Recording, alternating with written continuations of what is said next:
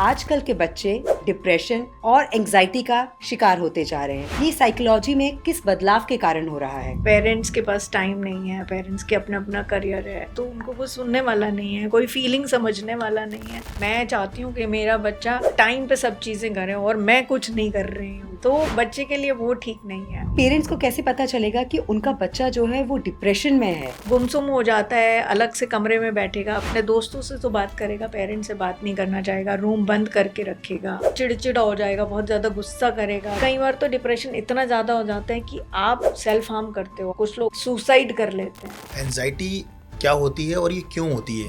जब आप बात बात पे चिंता करने लगते हैं, चिंता की अब कोई कारण नहीं रह गया है, लेकिन आप फिर भी वो बना हुआ है, अंडरलाइन फीलिंग बनी हुई है। अक्सर बड़े लोग कह देते हैं नहीं क्या होता है डिप्रेशन, कुछ नहीं होता। अरे उठो, 2 जगह से बात करो, जाओ शॉपिंग कर रहा हो, क्या डिप्रेशन है, ठीक हो जाएगा। ये सब चीजें ठीक है, पॉजिटिव एटीट्यूड रखना ठीक है, बट कई बार आप नहीं उस चीज से निकल पाते हो। आजकल जो जनरेशन है उसके लिए टीचर्स के लिए कोई रिस्पेक्ट ही नहीं है। पहले के स्टूडेंट्स को ये पता होता था अगर टीचर मेरे को मार रहा है तो मेरे बेनिफिट के लिए मार रहा है। और मैम कोई पेरेंट्स जाता नहीं था। ट्रस्ट फैक्टर जो है वो मिसिंग हो गया कहीं ना कहीं, कि अगर टीचर ने कहा है तो किस वजह से कहा है।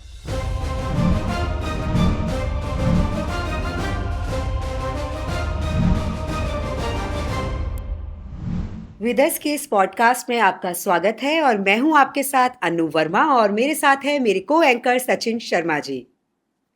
विदर्स में आज हम बात करेंगे हर एज ग्रुप की साइकोलॉजी से जुड़ी परेशानियों के बारे में और आज उनका सॉल्यूशन ढूंढने की कोशिश करेंगे। और आज जिन गेस्ट को हमने अपने स्टूडियो में इनवाइट किया है वो हैं डॉक्टर नीरजा अग्रवाल, जो कि एक जानी मानी साइकोलॉजिस्ट है और को फाउंडर है इमो नीड्स की। तो चलिए मिलते हैं। मैम बहुत बहुत स्वागत है आपका, वेलकम टू आवर शो। नमस्कार मैम। आज जो सबसे पहला सवाल मेरा आपसे ये होगा वो ये कि अक्सर हमने सुना था कि बच्चों के सर में दर्द नहीं होता है, लेकिन आजकल के बच्चे डिप्रेशन और एंजाइटी का शिकार होते जा रहे हैं। ये साइकोलॉजी में किस बदलाव के कारण हो रहा है? बिल्कुल, हमारा समय बदल गया है, सोशल मीडिया आ गया है, हमारे पास बहुत चॉइसेस बहुत ज़्यादा हो गई हैं और लाइफ काफ़ी कुछ डिफ़िकल्ट हो चुकी है, हम लोगों ने डिफ़िकल्ट कर ली है। पेरेंट्स के पास टाइम नहीं है, पेरेंट्स के अपना अपना करियर है और उस करियर के अपने बहुत सारी प्रॉब्लम्स हैं, तो उनमें उलझे रहते हैं, तो बच्चे अनहर्ड फील करते हैं। कहीं ना कहीं बच्चे अनअटेंडेड बहुत ज़्यादा फील करते हैं और एक दूसरे को भी देख के बहुत प्रेशर है, पीयर प्रेशर भी बहुत है। वो उसका उस चीज़ में सिलेक्शन हो गया, पेरेंट्स ने भी होड़ लगा रखी है, अच्छा मेरे बच्चे को ये इस एक्स्ट्रा करिकुलर एक्टिविटी में जाता है, इस एक्स्ट्रा करिकुलर एक्टिविटीज़ में जाता है। बच्चे आजकल बड़े आराम से बचते हैं। ओ माई MW&S इज़ एंटायरली बिजी, मतलब मेरा मंडे वेडनेसडे और सैटरडे बिजी है। मैं स्कूल के बाद एक्स्ट्रा करिकुलर एक्टिविटीज़ में जाता हूँ। वो जो रैंडम प्ले वाला सीन होता था ना, फ्री प्ले वाला सीन, जिसमें हम लोग खेलते थे, रैंडमली बात करते थे या खाली बैठे हैं, वो सब आजकल नहीं रह गया है। थोड़ी एक्टिविटीज़ होनी चाहिए बट वो they are so busy parents के, क्योंकि पेरेंट्स बिजी हैं, उन लोगों ने उनको एक्टिविटीज़ में डाल दिया है, तो उनको कोई सुनने वाला नहीं है, कोई फीलिंग समझने वाला नहीं है।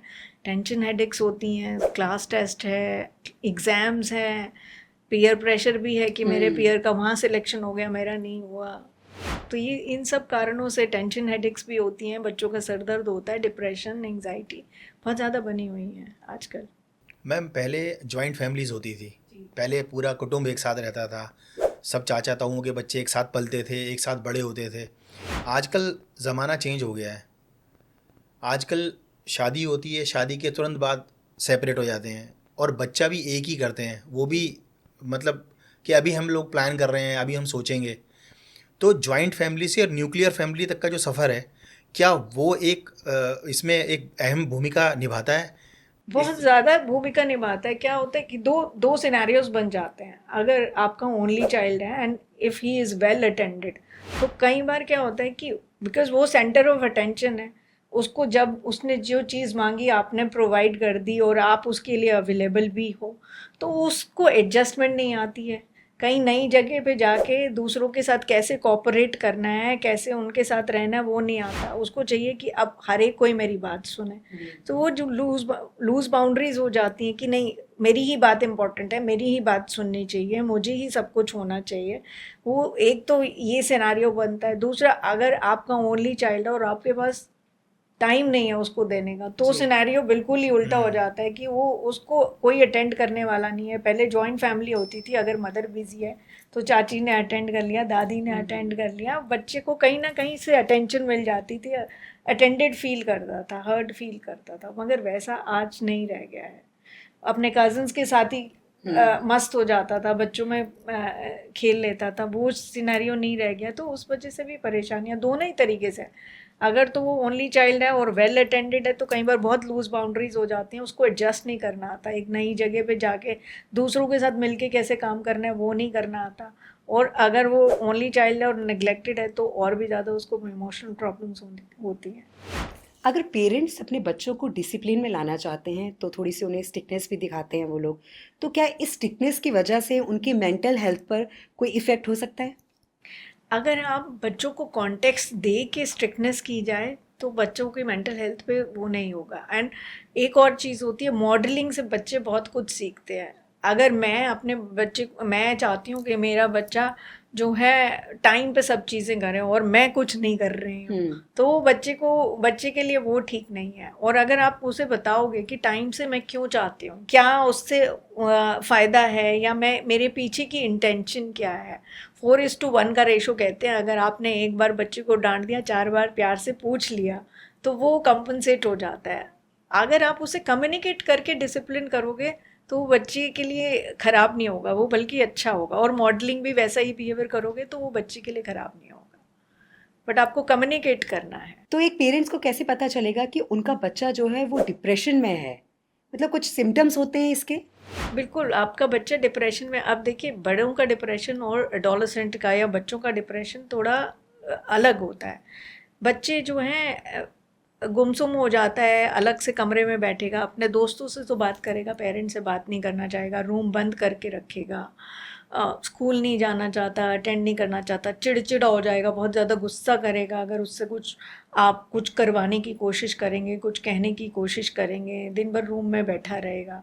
हाँ, दोस्तों से चैट कर लेगा मगर आपसे बात नहीं कर रहा है, कुछ काम नहीं कर रहा है, स्कूल जाने का उसका मन नहीं कर रहा, जिस काम को उसको 15 मिनट लगते थे अब घंटा लग रहा है, या तो बात बात पे रो देता है या बहुत ही ज़्यादा गुस्सा हो जाता है, बहुत ज़्यादा सोने लगा है। ये भी होता है कि बच्चों को कुछ समझ में नहीं आता तो वो सोते रहते हैं। अच्छा। ये भी एक कारण हो जाता है। तो उस चीज़ से बाकी एकेडमिक परफॉर्मेंस डाउन हो रही है उसकी, और उसका ये सोशल मीडिया यूज़ बहुत बढ़ गया है। कई बार ये भी कोपिंग अप का वो हो जाता है, अपनी फीलिंग्स बहुत ज़्यादा हर्ट फील कर रहे हैं, कुछ कर रहे हैं, अपने आप को बिजी रखने की कोशिश में वीडियो गेम्स या सोशल मीडिया में लगे हुए हैं, ड्रूल्स को स्क्रोलिंग कर रहे हैं। ये सब लक्षण बन जाते हैं डिप्रेशन के।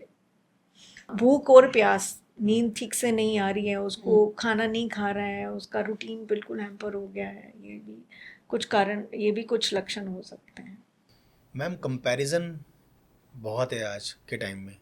कंपैरिजन, मार्क्स का कंपैरिजन, स्कूलिंग का कंपैरिजन, एक रहन सहन का कंपैरिजन। तो ये कंपैरिजन वर्ड जो है ये है तो बहुत छोटा, लेकिन इसका जो असर है वो बहुत बड़ा है, बहुत ज़्यादा। तो कंपैरिजन क्या ठीक है आपकी नज़र में? कंपैरिजन करना चाहिए बच्चों के साथ कि उसका बेटा ये कर रहा है, मेरा बच्चा ये कर रहा है, या तू ये क्यों नहीं कर रहा? तो ये कंपैरिजन क्या होना चाहिए? कंपैरिजन नहीं होना चाहिए, एक हेल्दी कंपटीशन होना चाहिए। जैसे हर एक बच्चे की अपनी स्ट्रेंथ है, उसके लिए हमारे स्कूल्स भी जिम्मेदार हैं, हमारी एजुकेशन भी जिम्मेदार है, और पेरेंट्स भी कहीं ना कहीं। बच्चे को नहीं कंपैरिजन का पता होता, कहीं ना कहीं उसने इंटरनलाइज किया होता है टीचर से या पेरेंट्स से। स्कूल में भी हमें परफॉर्मेंस के मार्क्स नहीं मिलते कि मैंने कितनी मेहनत की, उसके मार्क्स नहीं मिलेंगे। मेरे कितने नंबर आए, मैंने कितने मैंने कितना करेक्ट किया, उसके ऊपर जज किया जाता है। मेरे एफर्ट को नहीं देख के मेरी परफॉर्मेंस को जज किया जाएगा कि मेरे एफर्ट कितने लगे। नहीं, वो नहीं है। मेरा मैथ्स वीक था, पर मैंने बहुत मेहनत करके अब मैं मैथ्स में ठीक हूँ, अब मैं सॉल्व कर पाता हूँ क्वेश्चंस, या मैंने इतनी मेहनत की है, उस चीज़ को नहीं देखा जाएगा। मैंने फाइनल एग्ज़ाम्स में कैसा परफॉर्म किया वो देखा जाता है। तो कहीं ना कहीं, और पेरेंट्स भी देखो, उसके बच्चे का वहाँ एडमिशन हो गया, देखो वो कितनी हॉबी क्लासेस वो अटेंड करते हैं, अकेले तुम ही पढ़ रहे हो क्या, वो नहीं पढ़ रहे हैं, देखो वो तो वहाँ पे भी इस कंपटीशन में भी फर्स्ट आ गया, उस कंपटीशन में भी फर्स्ट आ गया। तो बच्चा भी इंटरनलाइज करता है। आजकल के बच्चों के अपना भी बहुत ज़्यादा है। इट्स नॉट दैट कि अब शायद पेरेंट्स ने कहना छोड़ दिया है, तो उनके अपने भी एक टारगेट बन चुके हैं, अपने भी स्टैंडर्ड बन चुके हैं। ओवर द टाइम शायद पेरेंट्स समझ गए, पेरेंट्स ने छोड़ दिया, पर बच्चे के इंटरनल स्टैंडर्ड्स इतने हाई हो चुके हैं, इंटरनल कंपटीशन इतना हाई हो चुका है कि उसको लगता है कि नहीं, मैं तो पीयर ग्रुप से अपने बहुत पीछे रह गया हूँ। तो comparison is a short recipe of depression, क्योंकि हर एक की अपनी इंडिविजुअल स्ट्रेंथ है, हर एक के अंदर कुछ ना कुछ इंडिविजुअल स्ट्रेंथ होती है, कैपेसिटी होती है। अगर हम अपने से कंपैरिजन करें तो बहुत अच्छा रहेगा। अभी आपने एक बात कही थी कि जब बच्चे डिप्रेशन में जाते हैं तो वो अपने पेरेंट्स की नहीं सुनते, अपने फ्रेंड्स की सुनते हैं, फिर फ्रेंड से बात करते हैं, मतलब 2-4 फ्रेंड्स हाँ, से। हाँ, तो मतलब जब वो ऐसे इस सिचुएशन में होते हैं तो पेरेंट्स उनको किस तरह से टैकल करें, क्योंकि बहुत से बच्चे आजकल डिप्रेशन में जा रहे हैं और पेरेंट्स नहीं समझ पाते हैं कि उनको टैकल कैसे किया जाए। तो किस तरह से उनको हैंडल कर सकते हैं बच्चों को हम? आपने बहुत अच्छा सवाल किया। आप ना उनको सुनिए, उनके साथ कनेक्ट बनाइए। और जो जब सुन रहे हैं, अक्सर पेरेंट्स क्या होता है कि मम्मा मेरा यहाँ मन नहीं लग रहा है, या मैं बहुत उदास हूँ, मेरे से कुछ हो नहीं रहा है, कुछ भी नहीं हो रहा है, मुझे कुछ समझ में नहीं आ रहा, तो हम सलाह देने लगते हैं, ये कर ले, ऐसे ठीक हो जाएगा, देख थोड़ी डीप ब्रीदिंग कर, देख थोड़ा, वो ठीक है। उससे पहले आप उसको पूरा सुनिए कि उसके अंदर चल क्या रहा है, क्यों वो ऐसा फील कर रहा है, उसको अटेंडेड फील होना चाहिए। फिर धीरे धीरे आप उनसे बात करें, उनका कनेक्शन स्ट्रॉन्ग होगा। अगर वो अपने मन की बात आपसे कर रहा है, शेयरिंग बहुत अच्छा सोल्यूशन होता है डिप्रेशन में।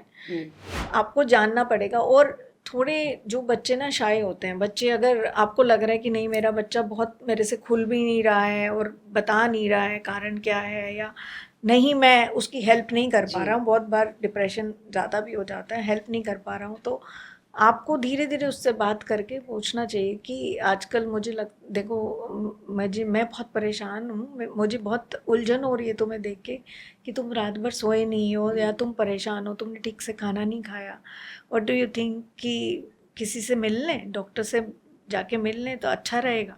आप उनको इन्वॉल्व कीजिए उस डिसीजन मेकिंग में जी। तो उससे वो बच्चे को ना, वो अगर आप एनवायरनमेंट दोगे जहाँ पे वो हर्ड फील कर रहा है, जहाँ पे वो उसको लग रहा है कि कोई मेरी परवाह कर रहा है, वो उस चीज़ से वो अपनी, और मेरे को डिसीजन मेकिंग में इन्वॉल्व किया जा रहा है कि आप ही से पूछ के, भाई मैं जाऊँगा डॉक्टर की सलाह मैं आपसे पूछ के लूँगा, साइकोलॉजिस्ट से आपसे पूछ के मिलूँगा, तो वो इन्वॉल्व फील करता है। और एक कहना कि मैं हूँ तेरे साथ, कुछ भी हो जाए मैं हूँ तेरे साथ, वो बहुत सुकून देता है। वो उससे बच्चा बहुत जल्दी बाहर निकलता है डिप्रेशन में, कि मैं खड़ा हूँ, तू फेलियर कुछ नहीं होता, फेलियर नॉन फेलियर तुम जहाँ भी हो ना, मैं तुम्हारे साथ हूँ, मैं खड़ा हूँ तुम्हारे साथ, उससे बहुत बहुत सपोर्टेड फील करता है। देखिए डॉक्टर नीरजा, यहाँ मैं आपसे एक सवाल जानना चाहूँगी कि बहुत बार ऐसा होता है जब हम किसी साइकोलॉजिस्ट के पास लेके जाते हैं तो अक्सर लोग ये सोचते हैं, जो हमारे अपने होते हैं, कि शायद ये बच्चा पागल है, वो कोई भी है।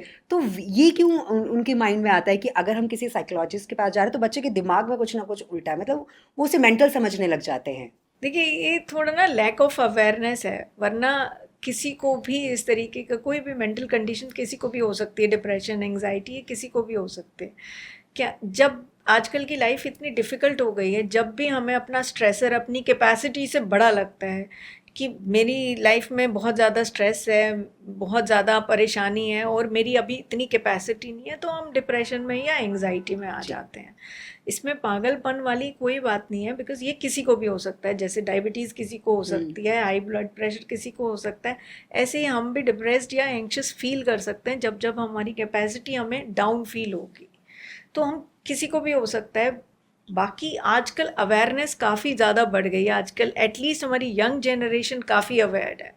लाइक हमने बहुत सारे एग्जाम्पल्स देखे हैं जहाँ पे यंग जो लोग हैं अपने पेरेंट्स को लेके आते हैं कि दोनों लड़ रहे हैं बहुत बुरी तरीके से, सोल्यूशन पे नहीं आ रहे हैं, इनकी वजह से मेरी पढ़ाई डिस्टर्ब हो रही है, why don't you seek professional help, लेके अपने पेरेंट्स को आते हैं हमारे पास। तो ये सोचना कि ये पागलपन है या वीकनेस है, ये वीकनेस नहीं है एक्चुअली। हेल्प लेना is a smart thing. That means आप अपनी परेशानी के लिए एक्चुअल में उठ के आए हो, कुछ करना चाहते हो। एक प्रॉब्लम सॉल्विंग स्किल है ये, अगर आप काउंसलिंग के लिए आते हो। मतलब आप अपनी परेशानी के बारे में सोच रहे हो और उसको सॉल्व करना चाहते हो। स्मार्टनेस में काउंट होगी ये। जी मैम, एंजाइटी क्या होती है और ये क्यों होती है? देखिए, एंजाइटी होती है एक परसिस्टेंट वरी, व्हाट कि जैसे आप परेशान हैं और आपको अक्सर ये है कि ओके मेरी जॉब चली गई है, मैं इस वजह से परेशान हूँ, ये तो हो गया स्ट्रेस। और उसकी वजह से जब तक आपको जॉब नहीं मिलेगी आपको वो परेशानी बनी रहेगी। Thought आते बॉडीली रहेंगे। सिम्टम्स भी सेम रहेंगे कि बहुत ज़्यादा दिल की धड़कनें बढ़ रही हैं, पसीना आ जाता है, बेचैनी रहती है, चहलकदमी करते रहते हैं, बॉडी में पेन्स भी महसूस होती हैं। लेकिन जैसे ही आपको जॉब मिली वो चला गया।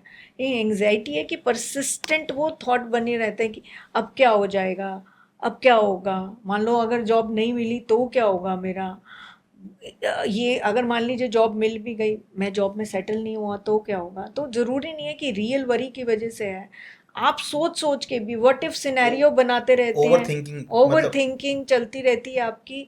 आपका टेंशन, आप स्ट्रेसर चला गया लेकिन वो वरी, अंडरलाइंग वरी बना हुआ बनी दिमाग के हुई अंदर। है। आप उन जगहों पे नहीं जाना चाहते जहाँ आपको लगता है कि नहीं मेरी टेंशन और बढ़ जाएगी, या तो आप अवॉइडेंस में आ जाते हैं या ज़रूरत से ज़्यादा कंट्रोल करने लगते हैं। एंग्जाइटी में ये भी होता है कि या तो आप बिल्कुल उन कुछ ध्यान नहीं देंगे कि नहीं मेरे को तो बहुत टेंशन होती है, देखते ही घबराहट होने लगती है, मैं तो इस काम को देखूंगा ही नहीं, या आप इतना ज़्यादा कंट्रोल फ्रीक हो जाएंगे कि आप उस काम को किसी को भी नहीं दे पाएंगे। तो दोनों ही कारण से मतलब आपकी एंग्जाइटी बनी हुई है, रेस्टलेसनेस बनी हुई है, आप किसी सॉल्यूशन पे नहीं पहुंच रहे, बस वर्स्ट कम सिनेरियो सोचते जा रहे हैं। वर्स्ट कम सिनेरियो को मैं डील कैसे करूँगा वो नहीं आ रहा है, बस वर्स्ट कम सिनेरियो चल रहा है, ये हो गया तो क्या होगा, ये हो गया तो क्या होगा। तो इस चीज़ को हम एंग्जाइटी कहते हैं। इसको दूर करने के लिए कुछ आप सॉल्यूशन देना चाहें? इसको दूर करने के लिए क्विक सोल्यूशन तो ये है कि पोर्टेबल टेक्निक, ये हम उसको मानते हैं कि डीप ब्रीदिंग कीजिए। क्या होता है कि विचारों को शांत करना थोड़ा सा टाइम टेकिंग हो सकता है, बट एंग्जाइटी में क्या होता है दिल की धड़कनें बढ़ जाती हैं, आपका हाइपर वेंटिलेशन हो जाता है। देखिए, एंग्जाइटी एक बहुत ही नॉर्मल और बहुत ही ज़रूरी फिनोमेना है। अगर आप किसी चीज़ के बारे में चिंता नहीं करोगे तो आप उसको रिजॉल्व कैसे करोगे। बिल्कुल। बट ये एंग्जाइटी एबनॉर्मल कब हो जाती है, जब आप बात बात पे चिंता करने लगते हैं, चिंता की अब कोई कारण नहीं रह गया है लेकिन आप फिर भी वो बना हुआ है, अंडरलाइंग फीलिंग बनी हुई है और आप वर्स्ट कम सिनेरियो सोचते ही जा रहे हो, आपकी ओवर थिंकिंग बंद नहीं हो रही है, ओवर एनालिसिस बंद नहीं हो रहा है, तो हम कहते हैं कि नहीं, that you need help now. अब एंग्जाइटी आपकी ज़्यादा हो चुकी है। उसको दूर करने का, मैंने जैसे कहा कि विचार शांत करने में तो थोड़ा टाइम लगेगा, इतना हम अपनी बॉडी पे काम कर सकते हैं। क्योंकि अगर आपकी बॉडी शांत होगी तो आपके विचार भी धीरे धीरे धीरे कंट्रोल में आने लगेंगे, आप विचारों पे कंट्रोल ले लोगे।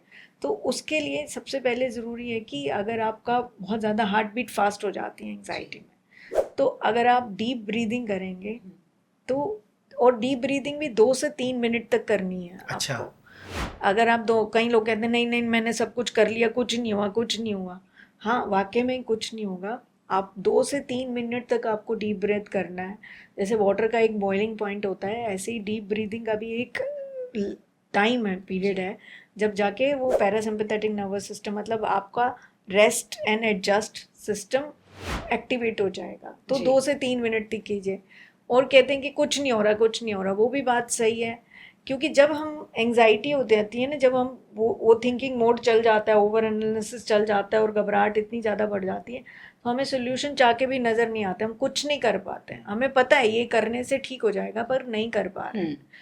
तो क्या ऐसा क्या करना चाहिए कि देखो, ब्रेन को ना ऑटोमेटिसिटी बहुत पसंद है जी। हर चीज़ को हम, आप सुबह उठते ही बाथरूम में जाते हैं, ब्रश पे पेस्ट लगाने के लिए बहुत ज़्यादा सोचना नहीं है आपको, ऑटोमेटिक है, क्योंकि आप बचपन से वो चीज़ करते आ रहे हैं, हैबिट बन चुकी है आपकी। पर कभी जब हैबिट बनी थी, कभी किसी ने बहुत आपके साथ मेहनत की होगी, रोज़ आपको ब्रश पे टूथपेस्ट लगाया होगा किसी ने। तो ऐसे ही एंग्जाइटी को डील करने के लिए अगर आप वो डेली रूटीन में शामिल कर लेंगे डीप ब्रीदिंग को, थोड़ी मेडिटेशन को, मैं तो कहूँगी डीप ब्रीदिंग से आप शुरू कीजिए। जी। और बहुत सारी टेक्निक्स हैं जो हम कर सकते हैं, बट ब्रेथ वर्क बहुत ज़्यादा इंपॉर्टेंट है। और ब्रेथ वर्क एक ऐसी चीज़ है जो आप कहीं पे भी कर सकते हो। आप बैठे बैठे भी 3 मिनट तक डीप ब्रीथ करोगे, आप शांत हो जाओगे। तो ब्रेथ वर्क से आप शुरू कर सकते हैं उसको डील करना। कुछ बच्चों में सेपरेशन एंग्जाइटी होती है कि उनके पेरेंट्स बाहर गए हैं तो वो वापस नहीं आएंगे, तो इसको कैसे ठीक किया जाए? और जब ये बच्चे के माइंड में ये चीज़ आती है तो वो क्यों आती है? क्या उसके साथ कुछ ऐसा ट्रॉमा हुआ हुआ होता है कि वो ये सेपरेशन उसको रहता है कि मेरे पेरेंट्स जो हैं अब उन्हें कुछ हो जाएगा, वो वापस घर नहीं आएंगे? अक्सर ऐसे बच्चों के साथ कुछ ना कुछ बचपन में ऐसा हुआ होता है कि बहुत टाइम तक वो अकेले रहते हैं, सेपरेशन फील करते हैं, तो वो बच्चे अक्सर करते हैं। बाकी ये है कि जिस तरीके के कुछ लोग बच्चे सेंसिटिव होते हैं, जैसे किसी को ठंडा पानी भी, किसी को ल्यूकवार्म वाटर भी बहुत गर्म लग सकता है, या किसी को बहुत तेज पानी भी ठंडा लगता है, ज़्यादा गर्म नहीं लगता। तो ये अपना अपनी प्रवृत्ति है जिसके साथ हम बॉर्न होते हैं। बाकी बच्चों के साथ जैसे अक्सर बहुत देर तक अकेले छोड़ दिया गया, अनअटेंडेड छोड़ दिया गया, तो ऐसे बच्चों में अक्सर सेपरेशन एंग्जाइटी देखी जाती है। अगर वो बच्चा जल्दी हेल्प सीख करने लग जाए तो थ्रू आर्ट वर्क उसको बहुत ज़्यादा ड्राइंग करने को दिया जाता है, ताकि वो अपनी फीलिंग्स को, क्योंकि बच्चा बता नहीं पाता, तो बच्चे को through art work, through drawing, वो सब चीज़ें करवा के, उसके साथ बात करके, सपोर्टेड फील करवा के वो सेपरेशन एंग्जाइटी को दूर किया जाता है। और अगर आप बड़े होके आते हैं तो स्कीमा थेरेपी, एक अलग अलग टेक्निक्स होती हैं जिनमें आपको बचपन के इंसिडेंट्स को फिर से रिलेट करवाया जाता है, उनको एक रैशनल लाइट में दिखाया जाता है। कुछ आपके पास इस तरह के केसेस आए हों? हमारे पास बहुत इस तरीके के केसेस आते हैं। अभी फ़िलहाल में ही एक केस आया था जिसमें वो एक लड़का था जी। और वो एडॉप्टेड लड़का था। उसके पेरेंट्स आए थे क्योंकि उसके फ्रेंड्स नहीं बनते, अक्सर वो अकेला फील करता है, बहुत ज़्यादा बुली हो रहा है। ये मेजर प्रॉब्लम थी कि उसको, वो बहुत ज़्यादा एलिनेटेड फील करता है, अपने आप को रिलेटेड फील नहीं करता, और उसको बहुत उस बात का बहुत ज़्यादा एंग्जाइटी भी रहती है, अपने आप को सिक्लूडेड ही रखता है, ज़्यादातर घर में ही रखता है, बाहर ज़्यादा नहीं जाता है, बट क्रेव भी करता है फ्रेंडशिप। ये उस बात को लेके आए थे, लेकिन बातों बातों में पेरेंट्स ने बताया कि मैम हमने इस बच्चे को अडॉप्ट किया था, लेकिन उसको बच्चे को अडॉप्शन का नहीं पता है जी। लेकिन जब शुरू में जब ये बच्चा शुरू में 3-4 साल तक तो ये बिल्कुल हमें बाहर नहीं जाने देता था। इसको लगता था पता नहीं बाहर से आएंगे कि नहीं आएंगे, जब तक हम बाहर से आ नहीं जाते थे तो रोता रहता था। अब तो फिर भी थोड़ा सेटल्ड है, लेकिन अभी भी इसको ना हम बाहर जाएं तो चिंता लगी रहती है कि मेरे पेरेंट्स कब आएंगे, 4-4 बार फ़ोन करके पूछेंगे। तो इस तरीके का इसको सेपरेशन एंग्जाइटी रही है और रहती है जी। तो उसका क्या सोल्यूशन है? तो मेरा उनसे सवाल था कि आपने उसको मतलब कैसे अडॉप्ट किया? इट वाज अ पक्का काम, जैसे सरकारी तरीके से अडॉप्ट किया गया, तो वो कुछ बताते नहीं है, तो उस बच्चे को भी नहीं पता है, ना उसको कभी बताया गया है। तो मैंने बोला कि छोटे बच्चे के साथ ये इंसिडेंट हुआ है, बहुत ही छोटे, 7 मंथ का, तो उसको अडॉप्ट कर लिया गया जी। तो बहुत छोटे बच्चे के साथ वो इंसिडेंट हुआ। अब उसके बच्चे ने मेमोराइज कर लिया है। Now there is no point, अभी मैं तो नहीं बताऊंगी अनलेस अनटिल आप वो तो आप डिसाइड करेंगे कि बताना है नहीं बताना है, क्योंकि ऑलरेडी बच्चा अभी उस स्थिति में नहीं है, बताने की स्थिति में नहीं है। तो बियॉन्ड अ पॉइंट उस पर काम नहीं हो पाएगा, शायद हेरिडिटरी के जैसे हो गया, क्योंकि बहुत ही छोटे बच्चे के साथ वो इंसिडेंट हुआ है। हाँ, हम उसको बुलिंग का कॉन्टेक्स्ट दे के उसको ले सकते हैं, बट जो ये पर्टिकुलर सेगमेंट है ना उसको तो बहुत ही ओवर द ईयर्स, जब उसको बहुत सपोर्टेड एनवायरनमेंट आप दे रहे हैं, उसके एडॉप्शन के बाद उसको एंटायरली सपोर्टेड एनवायरनमेंट मिला, आप देते रहेंगे, आगे जाके एक सिक्योर पार्टनर मिलेगा, तो थोड़ा फेड आउट होगा, but it has almost become like a hereditary temperament जिसको कहते हैं ना, वो हो चुका है, क्योंकि बहुत ही छोटे बच्चे के साथ वो इंसिडेंट हुआ। तो इस तरीके के कई केसेस आते हैं। ये तो खैर एक्सट्रीम केस था, बट वैसे एक केस हमारे पास आया था जहाँ पे बच्चा बहुत ही डिसफंक्शनल फैमिली का था, और फादर काफ़ी ड्रिंकिंग करते थे, और मदर और एक छोटी सिस्टर थी। तो अब ये बच्चा डर जाता था, ड्रिंक करके आते थे, वो शोर मचाते थे बहुत ज़्यादा, तो ये बच्चा मदर के पास ही सोना चाहता था। फादर को बहुत अलग अलग लगता था कि मेरे पास क्यों नहीं सोना चाहता। फादर ज़बरदस्ती करते थे कि नहीं, ये बच्चा मेरे पास सोएगा। मदर क्योंकि आपस में ऑब्वियसली जब इतनी ड्रिंकिंग प्रॉब्लम थी तो नहीं बन रही थी, तो मदर जो है बच्ची को लेके सो जाएगी और तुम मेरे पास सोओगे। अब ये जाना नहीं चाहता था तो उसको थ्रेटन करते थे कि अगर नहीं मैं तो मम्मी के पास ही जाऊंगा, तो थ्रेटन करते थे फादर की अगर तुम नहीं आओगे मेरे पास तो मैं मारूंगा मम्मा को। तो ये बच्चे ने उल्टा कहना शुरू कर दिया था कि नहीं मेरे को पापा के पास ही सोना है, मुझे पापा के पास ही सोना अच्छा लगता है। तो थ्रू ड्राइंग वर्क बहुत उसके साथ काम हुआ। खैर मेरे पास वो बच्चा थोड़ा बड़ा आया था और उस पर काफ़ी काम करना पड़ा था हमको। उसका मतलब फियर ऑफ अबैंडनमेंट बनी रहती थी उस बच्चे की। तो क्या होता था वो फादर सुला लेता था उसको, हाँ जी। लेकिन क्योंकि ड्रिंकिंग प्रॉब्लम है 2-2 3-3 बजे आएगा। अब वो बच्चा डर के मारे ना तो मदर के पास जाता था कि नहीं फादर आके गुस्सा करेंगे, और अकेला वो बहुत ज़्यादा ऐसे सोचता रहता था। अकेला रात को फर्स्ट सेकंड क्लास का बच्चा है, अकेला लेटा हुआ है, सोच रहा है पापा कब आएंगे पापा कब आएंगे। जब वो स्कूल गया तो उसको बहुत ज़्यादा दिक्कत आई कि घर के बाद जाऊंगा तो मम्मा मिलेगी कि नहीं मिलेगी। इस तरीके की उसको बहुत एंग्जाइटी होती थी। अगर कभी उसकी मदर लेट हो जाती थी तो उसका बहुत बुरा हाल हो जाता था। ये जो आपने बात की हम स्कूल्स में भी देख रहे हैं कि बहुत सारे बच्चे ऐसे होते हैं जो स्कूल में बहुत ज़्यादा एग्रेसिव होते हैं, मतलब वो सेकंड थर्ड में पढ़ रहे हैं, दूसरे बच्चों को वो नुकसान पहुंचा रहे होते हैं और उनकी काउंसलिंग भी होती है, बहुत काउंसलिंग होती है। ऐसा एक मेरे बेटे की क्लास में भी एक बच्चा है, उसकी काउंसलिंग होती है लेकिन कोई उस पर फ़र्क नहीं पड़ा है। वो आज भी बच्चों को वैसे ही मारता है और ये कहा जाता है कि उसके घर का माहौल ही ऐसा है, मतलब वो अपने घर में भी अपने पेरेंट्स को मारता है। तो वो उस बच्चे ने कहाँ से सीखा होगा, शायद कहीं देखा होगा तभी उसने ये सीखा है। देखिए मैं ये कहूँगी कि अनअटेंडेड बच्चे जो होते हैं ना अक्सर अटेंशन सीकिंग के लिए भी करते हैं। अच्छा। कि बहुत ज़्यादा शरारती हो जाएंगे ताकि कोई ना कोई उनके ऊपर ध्यान दे। तो इस तरीके के जब बच्चे बहुत एग्रेसिव हो जाते हैं, मारते हैं, तो ये अक्सर इस वजह से होता है कि बच्चा अटेंशन सीख करना चाहता है, भले ही नेगेटिव ढंग से अटेंशन सीख अच्छा। करना चाह रहा हो। तो वो अगर उसे बहुत सपोर्टेड एनवायरनमेंट मिलेगा, स्कूल में काउंसलर एक लिमिटेड टाइम तक उसको हाँ जी, देख सकती है। बिल्कुल। आजकल के एक तो पहले तो काउंसलर्स बहुत एफिशिएंट नहीं होती हैं, दूसरा होती हैं तो उनके पास उतना ज़्यादा टाइम भी नहीं होता। एक ही काउंसलर है इतने सारे बच्चों के बीच में, तो वो उस तरीके के हेल्प नहीं कर सकती। तो इसको मतलब पूरे घर का माहौल भी उसका ठीक होना चाहिए, क्योंकि बहुत छोटा बच्चा है, 6-7 घंटे अगर स्कूल में है, बाकी टाइम वो घर पे है। घर पे उसको किस तरीके का माहौल मिल रहा है, क्या मिल रहा है, उसके ऊपर बहुत डिपेंड करेगा। तो आई थिंक पेरेंट्स की काउंसलिंग भी होनी चाहिए। मैम बच्चे आजकल इन्फीरिटी कॉम्प्लेक्स के शिकार भी बहुत जल्दी हो जाते हैं। ये क्या सिचुएशन बनती है जिससे बच्चे को लगता है कि अच्छा मैं मेरा कलर मैं गोरा नहीं हूँ, मैं काला हूँ, मैं दिखने में सुंदर नहीं हूँ, इस तरह की ज़्यादा चीज़ें देखी जाती हैं, या मैं पढ़ाई में अच्छा नहीं कर पा रहा हूँ। तो ये कॉम्प्लेक्स क्यों आता है बच्चों में? वही आपकी बात जो कंपैरिजन से बहुत ज़्यादा होता है, और सोशल मीडिया इसने बहुत ज़्यादा रोल प्ले किया हुआ है। लोग अपनी हैप्पी मोमेंट्स डालते हैं।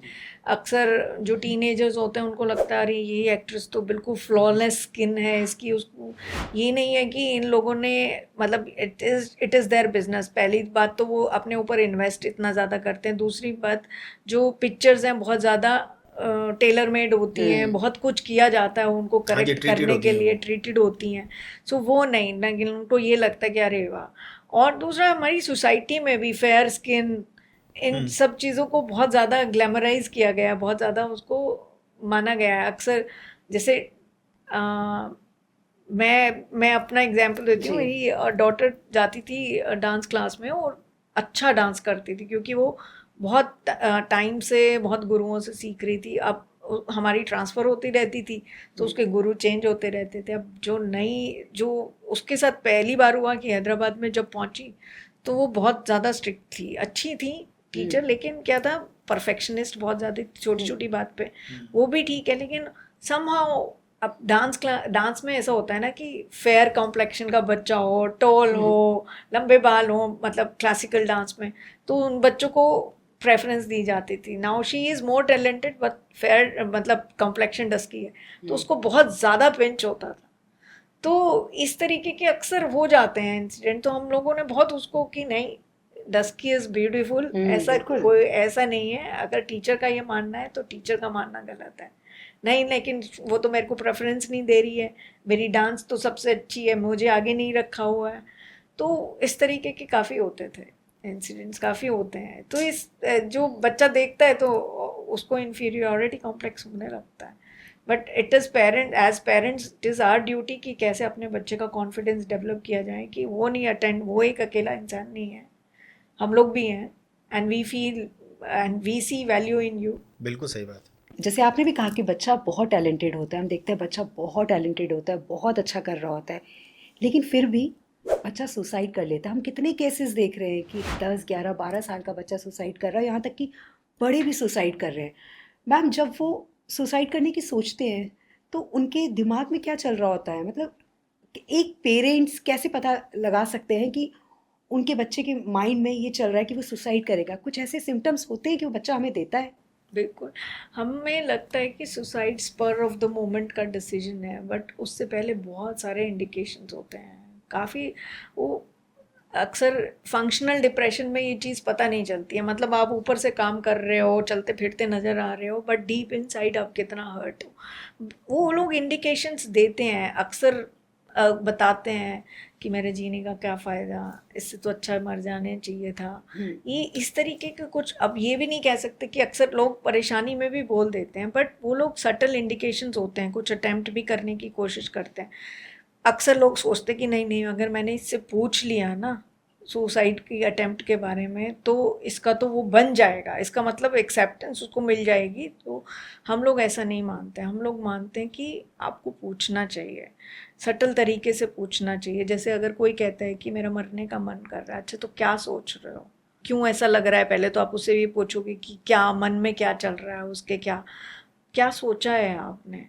तो अक्सर इंडिकेशंस मिलती है कि मैं जो है वीडियोस देखी थी मैंने, ये कर रहे हमें तो एटलीस्ट प्रोफेशनल्स को ये बोला जाता है अगर किसी का सुसाइड अटैम्प्ट है या सुसाइड इंटेंशन है तो आप उसको फर्दर एक्सप्लोर करेंगे। आप एटलीस्ट आप अगर नहीं तो कुछ रेफरल ज़रूर कि चलो बहुत परेशान लग रहे हो, why don't you seek professional help, वहाँ पे लेके आ सकते हो। अगर आपको उस तरीके के, वैसे थोड़ी अटैम्प्ट भी करते हैं कुछ लोग, अटैम्प्ट भी कई लोगों के इग्नोर्ड चले जाते हैं कि नहीं अब की बार हो गया फिर नहीं होगा। अक्सर जितनी अटैम्प्ट करते जाते हैं उतना सुसाइड का रिस्क और बढ़ता जाता है। वो तो एक श्योर इंडिकेशन है कि वो सफ़र कर रहा है, उसको प्रोफेशनल हेल्प मिलनी चाहिए।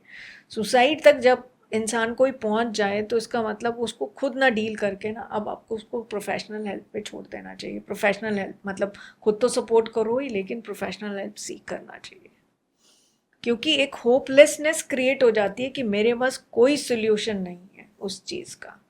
और सुसाइड से इमीडिएटली पहले वो इंसान का बिहेवियर बिल्कुल चेंज हो जाता है। सडनली वो बहुत अच्छी बात करेगा क्योंकि अब उसको जाना है, अब उसने डिसाइड कर लिया है, तो सबसे मिलेगा, अक्सर बात करेगा, कुछ आधे अधूरे काम पूरे करेगा, बताएगा। इस तरीके की काफ़ी इंडिकेशंस होती हैं जो अनरेड चली जाती हैं।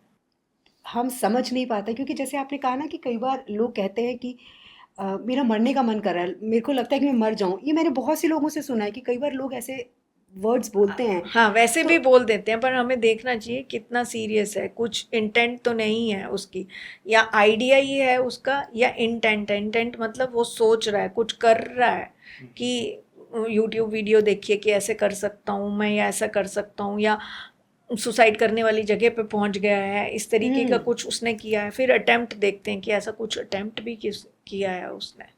तो ये चीज़ें जाननी बहुत ज़्यादा ज़रूरी हैं, और information is always better rather than living in confusion कि नहीं ऐसा नहीं करेगा, उस चीज़ से नहीं। आपको थोड़ा उसके में और क्लैरिटी लेनी चाहिए, उसकी गतिविधियों पे क्या कर रहा है, कैसे सोच रहा है, क्या कर रहा है आजकल, उस चीज़ के बारे में। सुसाइड करने का जो थॉट आता है वो दिमाग में आता ही क्यों है? मतलब क्या इसके पीछे क्या कारण रहता होगा? ऐसी क्या साइकोलॉजी बनती होगी उस बच्चे की या उस व्यक्ति की या उस महिला की?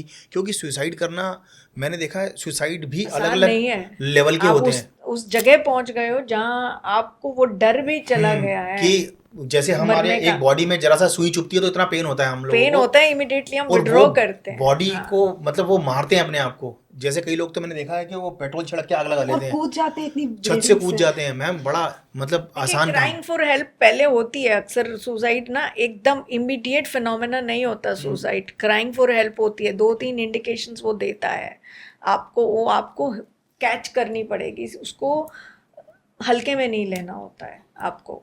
और आपने जैसे कहा कि क्या साइकोलॉजी बनती होगी, वो इतना ज़्यादा डिप्रेशन में आ चुका होता है, मतलब दिखेगा नहीं ऐसे कि ऐसे डिप्रेशन है, लेकिन वो होपलेसनेस उसको क्रिएट हो चुकी है, उसको अपनी प्रॉब्लम का कोई सोल्यूशन नहीं नज़र आ रहा है। भले लोगों को सोल्यूशन नज़र आ रहा है, ये कर सकता था, ये कर सकता, मगर वो उस जगह पहुंच गया जहाँ उसको अपनी प्रॉब्लम्स का कोई सोल्यूशन नज़र नहीं आ रहा, फुल ऑफ गिल्ट है, ये मैं ही कारण हूँ सब चीज़ों का और मुझे ही ख़त्म हो जाना चाहिए। तो वो वहाँ तक पहुँच जाता है, बिल्कुल होपलेसनेस, एकदम एक्सट्रीम डिस्पेयर है कि मेरा सिर्फ इस चीज़ का एक ही सोल्यूशन है कि मुझे जाना होगा। वहाँ तक पहुँच चुका है और डिप्रेशन में बहुत ज़्यादा है। अक्सर अगर आप उसको डिप्रेशन से निकालो तो लोग मरना नहीं चाहते, because we are all defensive, but क्या है कि हमने उसको स्थिति से बाहर नहीं निकाल पाया। मैम डिप्रेशन क्या होता है? डिप्रेशन में ही क्या थॉट आते हैं सुसाइड के, या डिप्रेशन सिर्फ मेरा मूड ऑफ है इसको डिप्रेशन बोलते हैं, या डिप्रेशन इस लेवल तक पहुंच जाता है कि आदमी सुसाइड अटैम्प्ट कर लेता है, आदमी को फैमिली का, अपने बच्चों का, किसी का भी कोई ख्याल नहीं आता। जो डिप्रेशन में होता है आदमी, वो इस लेवल को अटैम्प्ट कर लेता है कि वो मर जाए या अपने आप को मार ले, किसी का भी ख्याल दिमाग में नहीं आता, माँ बाप है पीछे, फैमिली है।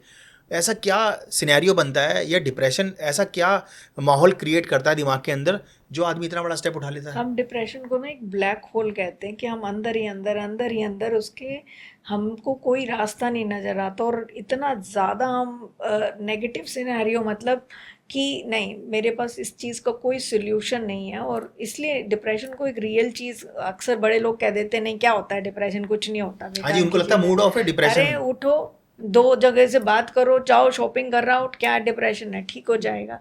ये सब चीज़ें ठीक है, पॉजिटिव एटीट्यूड रखना ठीक है, बट कई बार आप नहीं उस चीज़ से निकल पाते हो।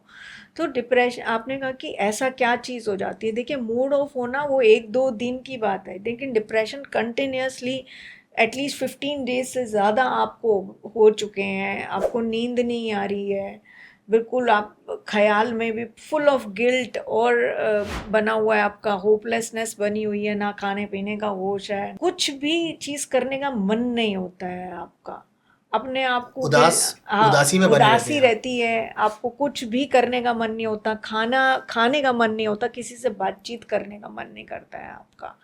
और कई बार तो डिप्रेशन इतना ज़्यादा हो जाता है कि आप गिल्ट डिप्रेशन में इतना ज़्यादा बढ़ जाता है कि आप सेल्फ हार्म करते हो, अपने आप को हाँ जी, कट हाँ। कर लेते हैं, कुछ लोग अपने सुसाइड कर लेते हैं, तो वहाँ तक पहुँच जाते हैं अक्सर।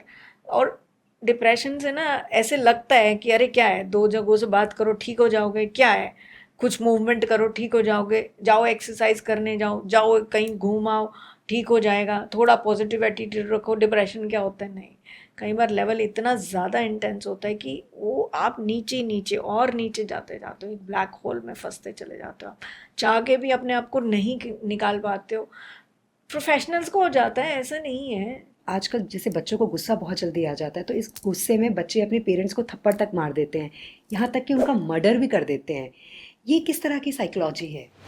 लो फ्रस्ट्रेशन टॉलरेंस है, मतलब मैं फ्रस्ट्रेशन टॉलरेंस, मैं कुछ भी फ्रस्ट्रेशन है जो टॉलरेट नहीं कर पा रहा हूँ, अगेन मैं कहूँगी ये एक दिन में नहीं बना होगा।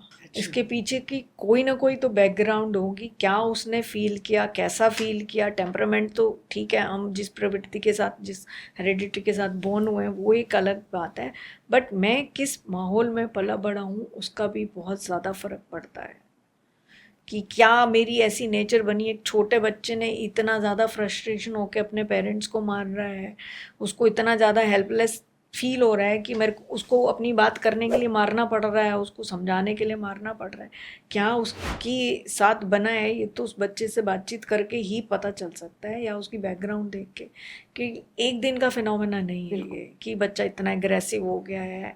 अक्सर बच्चों के, क्योंकि बच्चों को अपनी फीलिंग्स के बारे में बताना नहीं आता, बात नहीं करनी आती, तो उनका इसी तरीके से निकलता है, या तो बहुत एग्रेसिव हो जाएंगे, या बहुत चुपचाप गुमसुम से हो जाएंगे, इस तरीके से होता है बच्चों के। मैम प्राइवेट स्कूल में आजकल क्या है कि टीचर्स बच्चे को डांट भी नहीं सकते हैं, जी उनको अथॉरिटी नहीं है डांटने की। और एक पेरेंट्स का भी एक माइंडसेट है कि टीचर्स क्यों डांटेगा हमारे बच्चे को, हम फीस दे करते, हम फीस पे कर रहे हैं भाई, हम लोग स्कूल में एनुअल चार्ज देते हैं, हर बार डेवलपमेंट चार्ज देते हैं, तो उनको कहीं ना कहीं ये लगता है कि टीचर शायद उनका उनका उनके लिए काम कर रहा है। उसके बाद भी बच्चे प्रॉपरली टीचर से कम्युनिकेट नहीं कर पाते हैं। इतना सब होने के बावजूद भी हम लोगों ने तो खूब पिटाई खाई टीचर्स की, लेकिन आज भी टीचर्स के लिए इतनी रिस्पेक्ट है हम लोगों के मन में। आजकल बच्चों के इस आजकल जो जनरेशन है उसके लिए टीचर्स के लिए कोई रिस्पेक्ट ही नहीं है। तो ये क्या ये कौन सी साइकोलॉजी को रिप्रेजेंट करता है? नहीं, जैसे कंज्यूमर इकोनॉमी की बात करें, जैसे आपने बताया कि भाई पेरेंट्स भी नहीं चाहते हैं कि भाई इतने महंगे स्कूल में पढ़ा रहे हैं, बच्चे को क्यों मारना है। बच्चे को मारना तो सही नहीं होता, मगर अगर कई बार बच्चे को गाइड तो करना पड़ता है, कई बार बच्चे को वो दिखाना भी पड़ता है। और पहले के अगर टीचर्स मारते थे तो प्यार भी करते थे। पहले के स्टूडेंट्स को ये पता होता था अगर टीचर मेरे को मार रहा है तो मेरे बेनिफिट के लिए मार और रहा मैम है। कोई पेरेंट्स जाता नहीं था, कोई पेरेंट्स जाता सबसे नहीं अच्छी था। बात ये थी कि पेरेंट्स भी समझाते थे कि भाई कि तूने तेरे को मारा है तो हाँ, तेरे भले के लिए मारा होगा। हाँ। लेकिन आजकल उल्टा हो गया है। आजकल उल्टा हो गया, तो वही दिमाग में, बच्चों के भी दिमाग में वही सब सिनेरियो है कि नहीं, मैं फीस पे कर रहा हूँ तो मेरे को कैसे ये हाँ, कर ये सकते कैसे हैं। बोल सकते तो हैं। I am there client, student नहीं होके वो क्लाइंट गुरु हो और शिष्य जाते वाली हैं। परंपरा गुरु और मुझे लगता है शिष्य कहीं ना कहीं परंपरा तो रही नहीं है, कहीं रही नहीं है। हाँ, मेरी वजह से स्कूल की इकोनॉमी है या मेरी वजह से स्कूल ये की माइंडसेट है income मैम। ये माइंडसेट, क्योंकि पेरेंट्स भी कहीं ना कहीं उसके हिस्सा बिल्कुल। बन जाते हैं। बाकी ये है कि दोनों ही तरीके का है। अक्सर कई बार हम ऐसे भी सुनते हैं कि बहुत एक्सट्रीम केसेस हो गए तो सोशल मीडिया ने उसको प्रोपोगेट कर दिया कि भाई टीचर ने इतनी बुरी तरीके से ट्रीट किया, तो उस वजह से भी पेरेंट्स थोड़े वो हो जाते हैं। एंड देन कंज्यूमरिज्म तो है ही कि भाई मैं पे कर रहा हूँ, और एक डिसबिलीव से देखना कि भाई टीचर ही गलत है। हाँ जी। तो वो एक ट्रस्ट फैक्टर जो है वो मिसिंग हो गया कहीं ना कहीं, कि अगर टीचर ने कहा है तो किस वजह से कहा है, वो हम देखने की शायद कोशिश नहीं कर रहे, और हम सीधा ये बोल रहे हैं कि नहीं, मैं तो स्कूल को इतना पे कर रहा हूँ और किस लिए पे कर रहा हूँ। तो वो चीज़ बहुत बड़ा एक रीज़न बन गई है। पहले में कनेक्शन भी होता था, मार पिटाई होती थी, लेकिन बच्चों को समझ आती थी कि मेरे को मारा गया है तो किस रीज़न से मारा गया है। वो रीज़न अगर टीचर से नहीं मिल पाता था तो पेरेंट्स दे देते थे कि बिल्कुल सही भाई बात। इस वजह से तुझे तेरी पिटाई होगी। और अक्सर अपने टीचर्स उनके बड़े आइडियल टीचर्स होते थे। मैं जो बात की कि मॉडलिंग से बहुत फ़र्क पड़ता है। आप मॉडल क्या बिहेवियर कर रहे हो, आप खुद उस बिहेवियर को कितना फॉलो कर रहे हो, तो बच्चों की वैसे रिस्पेक्ट बनती है अपने टीचर्स के प्रति। तो वो मॉडलिंग अगर नहीं है तो रिस्पेक्ट नहीं बन पाएगी। वो दो बोथ वे है। आजकल हम देखते हैं कि लोग सोशल मीडिया पर बहुत रहते हैं, इवन हाउसवाइफ भी, वर्कर्स भी। और आप देखिए कि जिनके पास ना खाने के लिए कुछ नहीं होगा ना, वो भी सोशल मीडिया पर खूब एक्टिव रहेंगे। तो ज़्यादा सोशल मीडिया पर एक्टिव रहने से आने वाले टाइम में हमें क्या क्या नुकसान हो सकते हैं? ज़्यादा सोशल मीडिया पे एक्टिव रहने से एक तो डिस्ट्रैक्शंस, मतलब जैसे फोकस्ड माइंड नहीं रह जाएगा हमारा। ये बहुत ज़्यादा डिजिटल डिटॉक्स की हम सबको बहुत ज़्यादा ज़रूरत है। ज़रा सा टाइम मिला नहीं और हमने वो ठीक टाइम पास करने के लिए हम उसके चक्कर में हम कितने कनेक्शन भूल जाते हैं, कितनों को फ़ोन नहीं करते हैं, कब से पेरेंट्स को फ़ोन नहीं किया या दोस्तों को फ़ोन नहीं किया, कितने कनेक्शन मिस हो गए। तो कहीं ना कहीं लोनलीनेस भी बहुत ज़्यादा बढ़ जाती है। सबसे ज़्यादा तो डिस्ट्रैक्शन बढ़ जाता है और डिससेटिस्फैक्शन। क्योंकि हम लोग ऐसे कहते हैं कि इमीडिएट प्लेजर मिलता है। जितना आप स्क्रॉल करते रहते हो, अच्छी अच्छी स्क्रीन पढ़ते रहते हो, तो हमें वो जो इमीडिएट प्लेजर की इतनी ज़्यादा आदत हो जाती है, तो लाइफ बिना उसके बहुत डिससेटिस्फाइड लगती है हमको। हम कहते हैं डोपामिन रश इतना ज़्यादा हम लोग ले रहे हैं, अगर कहीं नहीं मिला तो बिल्कुल लाइफ एकदम बोरिंग और डल लगने लगती है, हम खाली रह नहीं सकते। तो डिस्ट्रैक्शन बहुत ज़्यादा हो गया और कंपैरिजन हम वहाँ से सीख गए हैं, तो उस डिससेटिस्फैक्शन लाइफ से बहुत ज़्यादा है। एंड इमीडिएट ग्रेटिफिकेशन चाहिए हमें, तभी की तभी हमको सब कुछ होना चाहिए। ये सब टेंडेंसीज बढ़ गई हैं। कहीं ना कहीं सोशल मीडिया बहुत बड़ा रीज़न है हमारी डिप्रेशन और एंग्जाइटी का। तो स्क्रीन टाइम मैम कितना होना चाहिए एक बच्चे के लिए या एक बड़े के लिए? एक आइडियली एक स्क्रीन पर मतलब मोबाइल पर कितना टाइम वो बिता सकता है, ताकि उसको, क्योंकि मैंने देखा है आजकल फिज़िकल बच्चों के गेम ऑलमोस्ट वो नहीं खेलते हैं। हम लोग बहुत फिज़िकल रहते थे, हम लोग बहुत ग्राउंड में खेलते थे, लेकिन आजकल के बच्चे सिर्फ स्कूल से आते हैं, अपना बैग रखते हैं, अपना टैब उठाया, मोबाइल उठाया, स्क्रीन टाइम सबसे ज़्यादा। ये एक स्क्रीन और टाइम सोशल मीडिया का वो है, डिसएडवांटेज है। देखिए सोशल मीडिया दोनों हो सकते हैं, एडवांटेज भी बन सकते हैं, डिसएडवांटेज भी डिसएडवांटेज बन सकते हैं। बहुत सारी ऐप्स हैं जो बड़ी यूज़फुल हैं, हैबिट ट्रैकर है जिसमें आप देख लें कि आपने सोशल मीडिया 15 मिनट देखा है या 20 मिनट देखा है या 40 मिनट देखा है।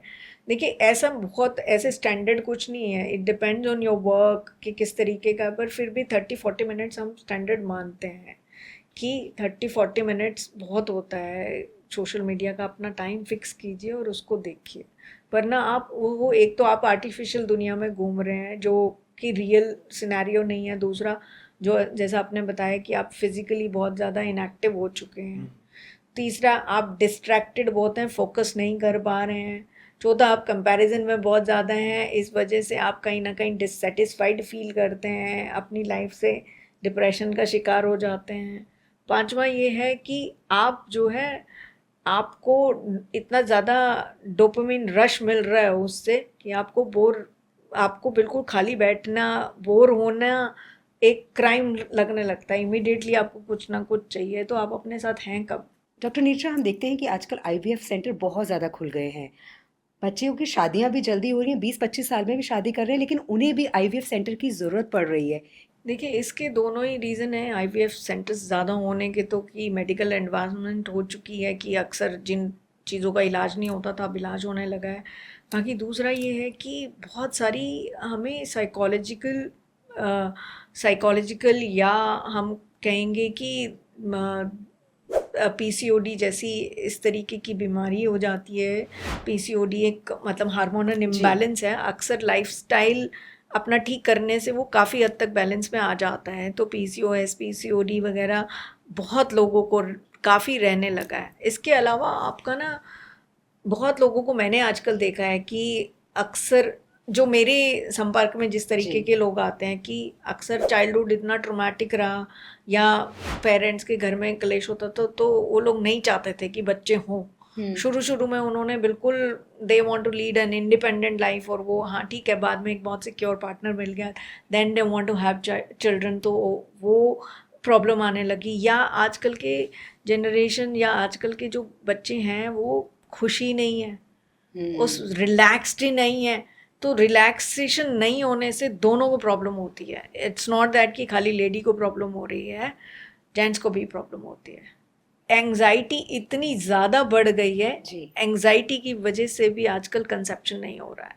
तो ये कुछ रीजंस हैं जिसकी वजह से आईवीएफ सेंटर्स भी बढ़ते जा रहे हैं। आईवीएफ सेंटर्स वाले हमको को मतलब अब तो जैसे सरकार ने मैंडेटरी कर दिया कैंसर के ट्रीटमेंट में कि काउंसलिंग होना चाहिए, बिकॉज आपको इतनी ज़्यादा अनसर्टिनिटी होती है और कैंसर का नाम लेते ही डर लगने लगता है। तो जितनी स्पीड अप जितनी उससे स्पीड से आपका हीलिंग होना चाहिए उतना नहीं हो रहा है, अगर आप कहीं ना कहीं बहुत ज़्यादा एंग्शियस हैं।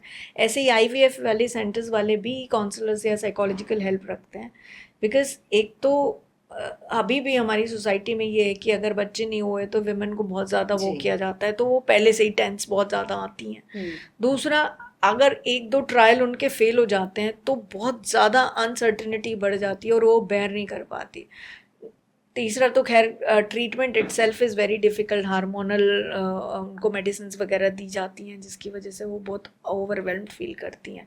अक्सर ट्रीटमेंट बीच में रोक देते हैं। तो आईवीएफ सेंटर्स का एक मकसद ये भी होता है कि they should pass through all the 3 cycles, कि जितने ज़्यादा साइकिल से तीसरे साइकिल में सबसे ज़्यादा चांसेस हो जाते हैं। पहले में 30, फिर 60 एंड 90। अगर वो 3 साइकिल नहीं लेते तो chances of success is very low.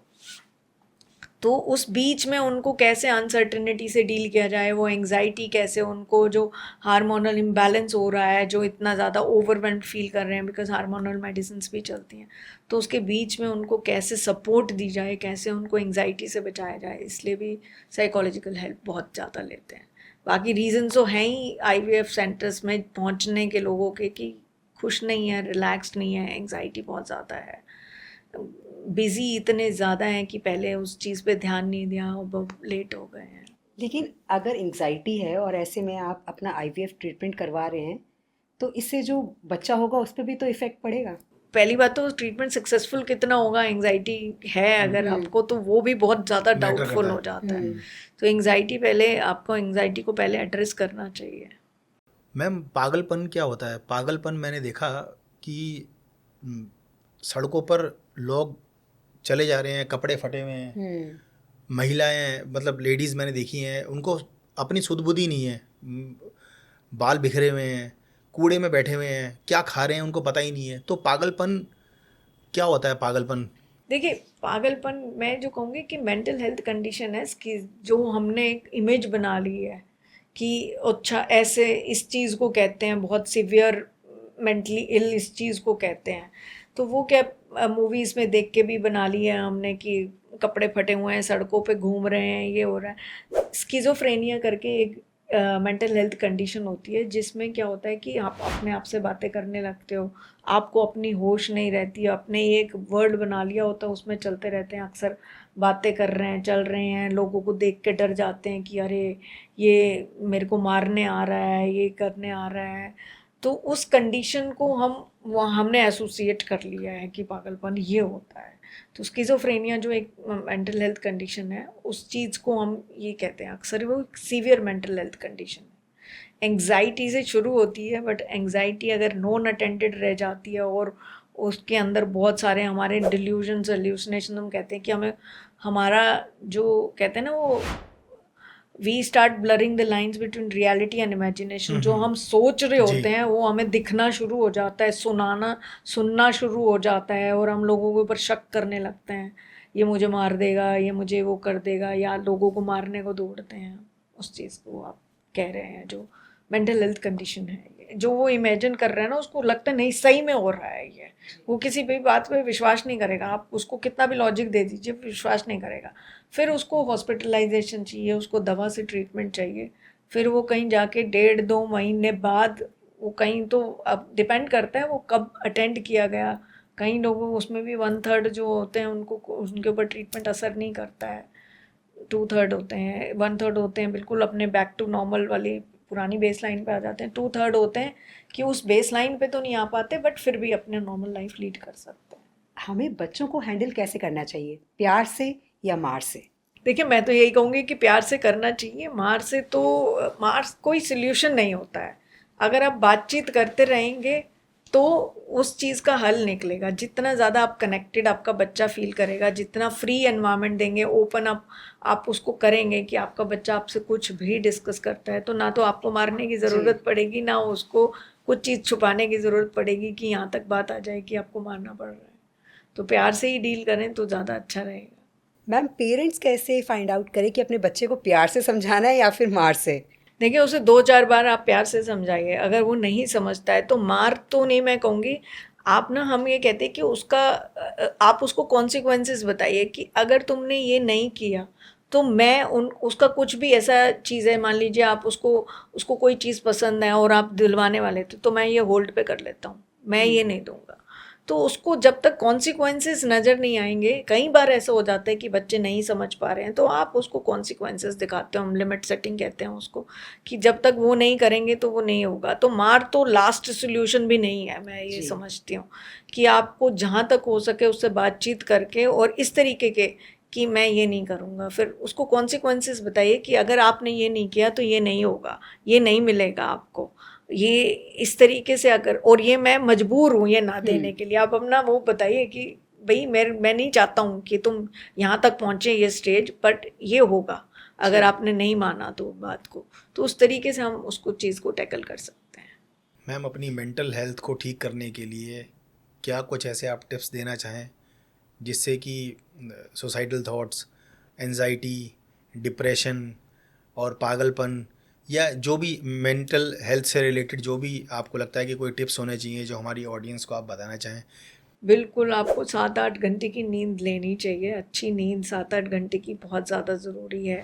जहाँ तक हो सके सिंपल फूड, लेकिन आपकी प्लेट्स में हर कलर होना चाहिए, टाइप से हर तरीके की सब्जी वगैरह आप ज़रूर खाएं। लेस कॉम्प्लेक्स्ड फूड खाएं कि पिज़्ज़ा वीज़ा, ये high calories food, high sugary foods ना खाएं जिससे एकदम से एनर्जी स्पाइक करेगी, बट जब डाउन करेगी तो आपको बहुत लो भी फील होगा। तो हेल्दी फूड खाइए, एक्सरसाइज कीजिए और लोगों से मिलिए, कनेक्शन बहुत ज़्यादा ज़रूरी है। एक हार्वर्ड की स्टडी थी कि 40 मिनट की एक्सरसाइज या 30 मिनट तक अपने दोस्तों के साथ बैठना, किससे ज़्यादा लाइफ की लॉन्जेविटी बढ़ती है। तो उसमें था कि अपने दोस्तों के साथ 30 मिनट बैठने से ज़्यादा तो आपके हेल्दी कनेक्शंस होने चाहिए, हेल्दी फूड होना चाहिए, आपकी कंपनी अच्छी लोगों की, पॉजिटिव लोगों में रहिए, और उस अपनी लाइफ में मूवमेंट ऐड कीजिए। मूवमेंट बहुत ज़्यादा ज़रूरी है। मूवमेंट से काफ़ी आपकी एंग्जाइटी रिलैक्स होगी। अपनी हॉबीज़, आपके अंदर कुछ लाइफ होनी चाहिए, अपनी हॉबीज़ में ज़रूर इन्वेस्ट कीजिए। आपकी कोई ना कोई हॉबी होनी चाहिए। रोज़ श्योर कीजिए कि आप रोज़ दिन में कुछ ऐसा जो आपको अच्छा लगता है वो काम करें। और अच्छी नींद बहुत ज़्यादा ज़रूरी है। और लास्ट में बोलूँगी ब्रीदिंग एक्सरसाइज, एक एंकरिंग एक्टिविटी रख लीजिए अपनी मॉर्निंग की स्टार्ट की, जो कि आपको दिन भर के लिए प्रिपेयर कर दे, वो चीज़ करनी चाहिए। माइंडफुलनेस जिसको कहते हैं ना, कि जब जो काम करो आप वहाँ पे प्रेजेंट होने बहुत ज़्यादा ज़रूरी है। तो वो ऐसा कुछ माइंडफुलनेस का भी आपको रखना चाहिए। मैम बहुत बहुत शुक्रिया आपका कि आपने अपना इतना प्रीशियस टाइम हमें दिया, विदस की पूरी टीम को दिया। बहुत बहुत शुक्रिया। Thank you for inviting me. Thank you ma'am, thank you so much. विदस में आज बस इतना ही। बहुत बहुत शुक्रिया आप सबका हमें इतना प्यार देने के लिए। हम इस तरह के पॉडकास्ट आपके लिए लेकर आते रहेंगे ताकि आपको इन्फॉर्मेशन मिलती रहे और वो इन्फॉर्मेशन आपकी लाइफ को चेंज कर सकती है। आज के लिए बस इतना ही। अब आप मुझे और मेरे को एंकर सचिन जी को दीजिए इजाज़त। नमस्कार।